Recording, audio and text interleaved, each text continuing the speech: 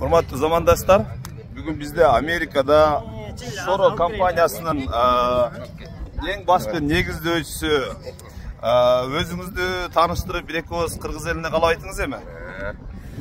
Мен Эгембердиев Жумадил, Бишкектен келдим. Шоро компаниясынын негиздөөчүлөрүнүн бири болом. Абдан жакшы. Бүгүн ушу Чекайга да келип, анан бул жерде кыргыздар көп экен. Улуттук жана маданият борборун түзүшкөн экен. Бул жерде мына могу зданияны атайын сатып алыптыр.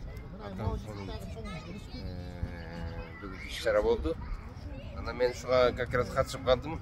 Азыр көргөзмөлөр болду, концерт болду, балдар комуз чертти дегендей ыр-ырдашты.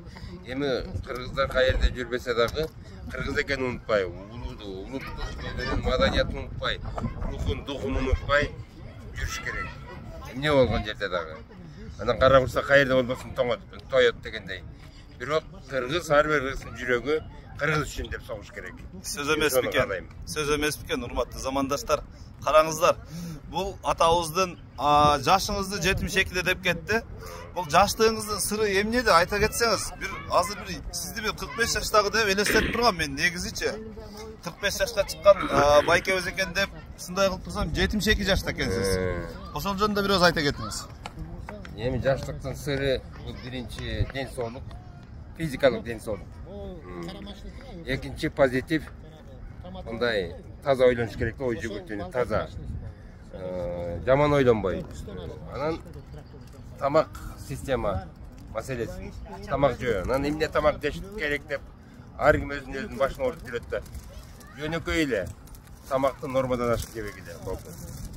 Ошо достор, бүгүн бизге Эгемберди абабыз ушундай бир жакшы, Жумадил абабыз ушундай бир жакшы сиздерге каалоолору менен болду. Бул жакта мекендештер менен биргебиз. Караңыздар, тим эле сонун болуп, майкөл сүткөл болуп турат. Бүгүнкү погода дагы абдан сонун. Бул жакта рахмат, урмат. Бул жакта өзүңүздөр билгендей кечиресиздер достор. Бул жакта Ринат Самудинов, бул жакта Кубаныч мырза, бул дагы кыргыздын азыркы чыгып келе жаткан жаштардын спортсмендердин бирине кирет. Бул жакта өзүңүздөр билгендей Керим мырза. Керим мырзаны үйлөш керек срочно. Бүгүн үйлөйбүз, бүгүн болбосо эртең, бүгүн кеч уже. Рахмат, сонун болду. Рахмат достор. Ушундай бүгүнкү атмосфера. Барыңыздарга дагы бир жолу саламдар. Бар болуңуздар.